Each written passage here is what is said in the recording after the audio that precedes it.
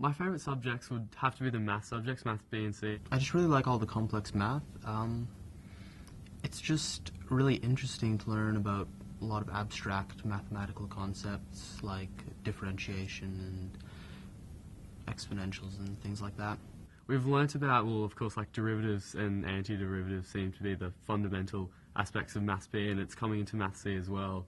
Feedback enhances, improves learning, and quality feedback actually has the catalytic almost property to move students' learning forward. For assessment and assignments and exams, we get our marks back, and we'll have our where we went wrong if we do get anything wrong.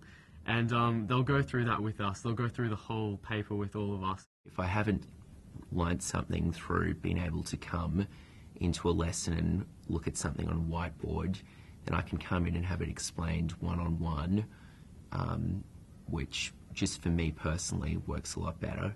Some of the ways that I got feedback from my teachers is just some of the stuff that they wrote on the test papers, little things that I needed to change. And I also went to go see them after, and that was really a lot of help. They told me what I was doing well, what I needed to improve, ways to more clearly state my ideas. The relationship between students and teachers is pivotal to feedback. Students are reliant on teachers to be the translators of tasks.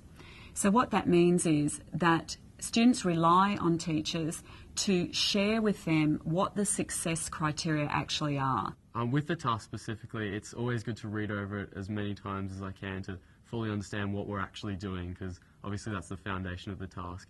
And additionally, a kind of a cheat we have is the criteria sheet. The criteria sheet will probably be pretty self-explanatory, so the teacher won't necessarily have to go through it with me. It's when we're dealing with really complex situations where the teacher will have to go, okay, this is what the criteria sheet wants you to do.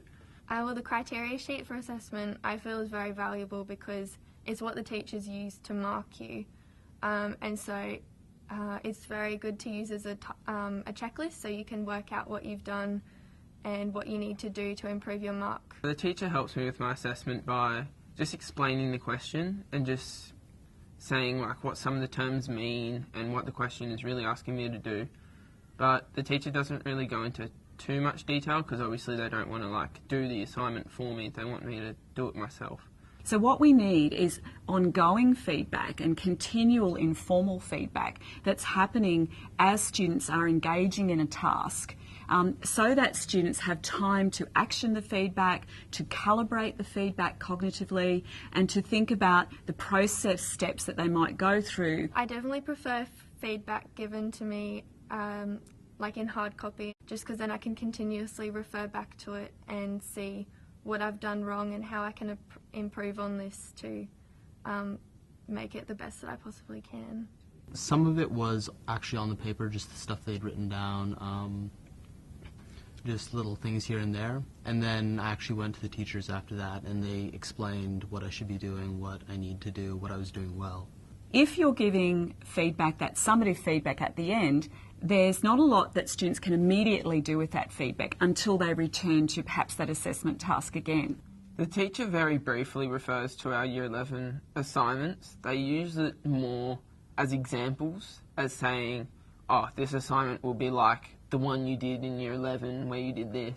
I find that the teachers often go through with you generally what is required of you to get an A standard for your subject, either an exam or an assignment.